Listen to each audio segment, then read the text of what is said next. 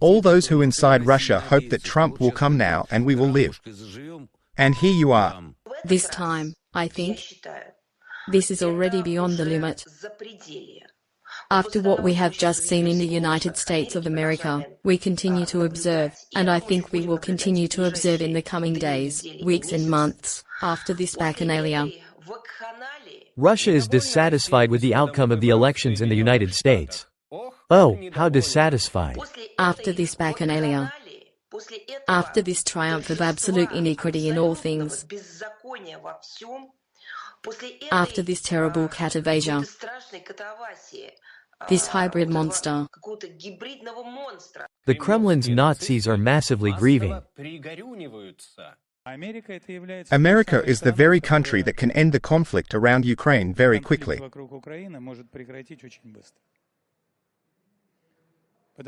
Because this is the same country that is both directly and indirectly involved in this conflict.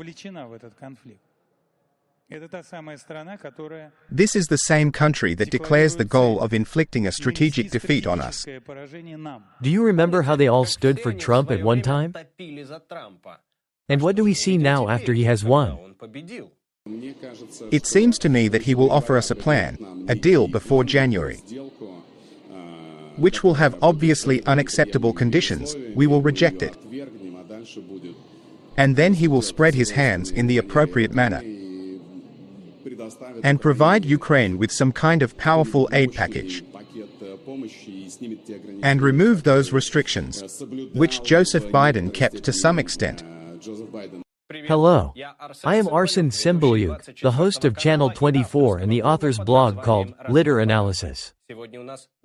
Today we have a long-awaited episode about the terrible political hangover in which the aggressor state revealed itself after Donald Trump's victory in the U.S. elections. Like, write comments and share this video on social networks to make this hangover of theirs even more severe and unbearable for the Russian imperials. And most importantly, donate to the Defense Forces of Ukraine at the link Fund 24 TV UA in the description. Are you ready? Then let's go. Good morning, dear friends.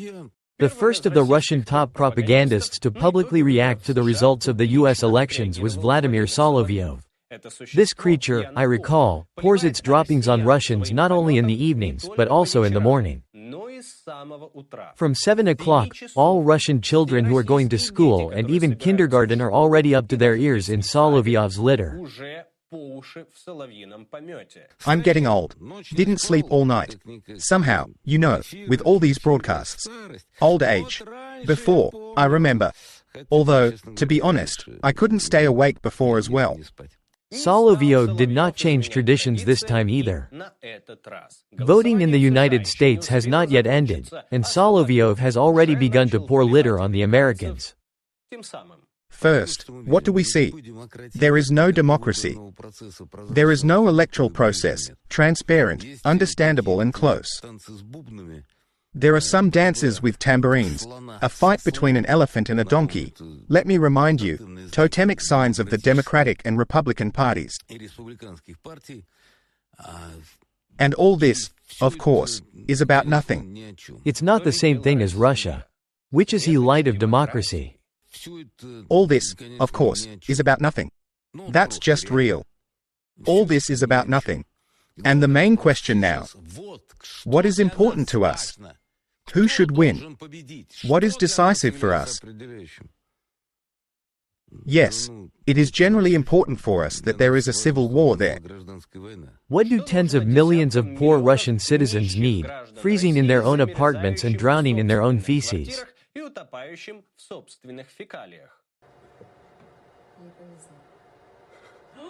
Terrible.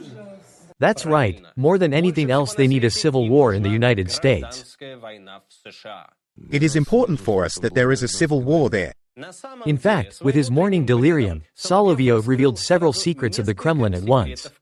At least, he opened a bit. Firstly, the Kremlin had no idea who would win the U.S. elections and with what result. And in order not to mess up ahead of time, propagandists were given a manual not even to comment on the personalities and capabilities of candidates, but to discuss the electoral process in the United States as such. How to discuss? Pour mud. All this, of course, is about nothing. That's just real. Secondly, Solovyov's morning cries testify to the fact that the Kremlin not only did not root for Trump. In general, they could keep their fingers crossed for Kamala Harris. And how else to explain the behavior? When they publicly prayed for Trump for 4 years, and as soon as the prospect of his coming to power loomed on the horizon, it turns out that it is not so native to Russians. For the Americas, we are the enemy. And whoever comes to power, Kamala Harris, Donald Trump, it will be bad for us in different ways. This is a systemic enemy. This must be understood. Our candidates are not there. There is no need to look for miracles. All those who inside Russia hope that Trump will come now and we will live. And here you are. My guesses, it seems to me, are confirmed by the next heroine of our issue. I don't know how Mashka Zaharova had opened her eyes so early. The so-called representative of the Russian Foreign Ministry also charged that for Russia it does not matter at all who wins there in the United States. You know, indeed, I believe that it is not an individual candidate who needs to be commented on, and not what American observers are commenting on now. American journalists, American employees of their structures, who are engaged in the counting of votes. This is their business. Immediately after that, the Foreign Ministry's blue-eyed woman seriously stated that the American electoral system, you see, is not perfect.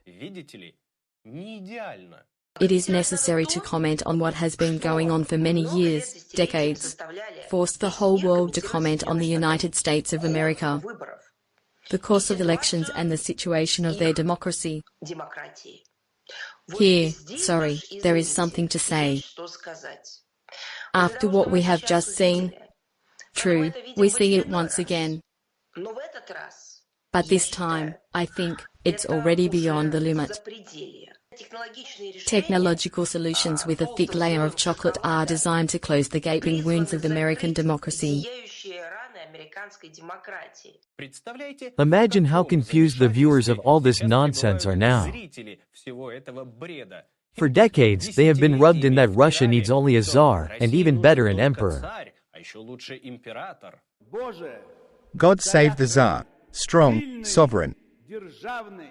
And it turns out that Russia is the advanced democracy of the world. And the United States of America, with all its political scientists, with all their civic activists, with all their democracy specialists, must be silenced for years to come. Regarding the assessment of the quality of democracy, level of electoral literacy, and what else do they have? Human rights law. Until they solve their own glaring problems. The Russians have come to a final stupor. When Putin, with the mustache of his Peskov, refused to congratulate Trump on his victory in the election, at least to do it in sync with world leaders. How did the Kremlin perceive and assess the results of the presidential election in the United States? Will Vladimir Putin congratulate Trump on his victory, and when will he do it? I don't know when the president will congratulate Trump on the election.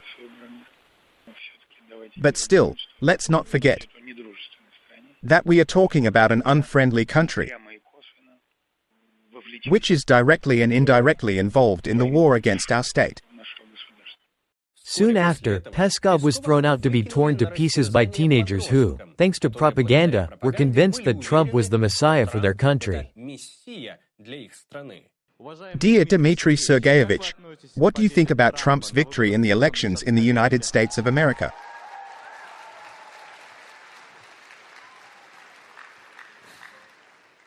You know, I have nothing to do with Trump's victory, honestly.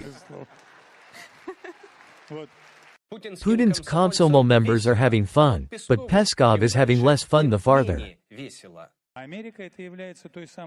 America is the very country that can end the conflict around Ukraine very quickly. Because this is the same country that is both directly and indirectly involved in this conflict. This is the same country that declares the goal of inflicting a strategic defeat on us, the Russians, our country, the Russian Federation. Against this background, the guesses that the Kremlin was betting on the Democratic candidate crystallized even more. Although, let's be honest, Russian propaganda has become more cautious than ever after Trump's victory. If someone can change something, then it should be welcomed. If these are words during the election race, we have seen this before. They try to speak vaguely, they try to save face. They try not to betray their own indignation and, of course, not to give away what they are up to. Take, for example, the statements of Dmitry Medvedev, who wrote, apparently, with a trembling hand a whole post on Telegram about the elections in the United States. But just listen to what kind of fast it is. About the stubborn Trump. I wrote on Telegram a couple of days ago about the virulent bipartisan anti-Russian consensus on Capitol Hill. These estimates are fair, including taking into account the majority of elephants received in the Senate. But Trump has one quality that is useful to us. As a businessman to the core, he mortally dislikes to spend money on various hangers-on, on allies, on charity projects, and on voracious international organizations. Not the same as Putin, who bought an entire general secretary of a voracious and completely useless international organization. And this is a tartar dish, chak-chak. Sorry, I digress. Let's listen to the informational burp of Dmitry Alkogolik. Toxic Bandera Ukraine is in the same row. The question is how much Trump will be forced to give for the war.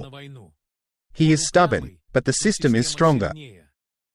In any case, today the green stuff in Kyiv will be buried up to its ears in white powder. So, do you understand something? I don't.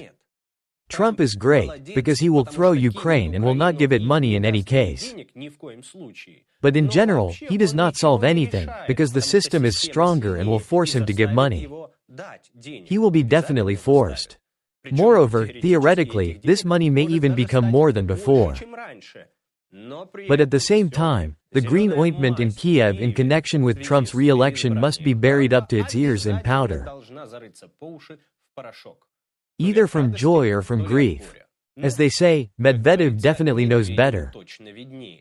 One way or another, he, Medvedev, is in turmoil, and therefore Putin is in turmoil.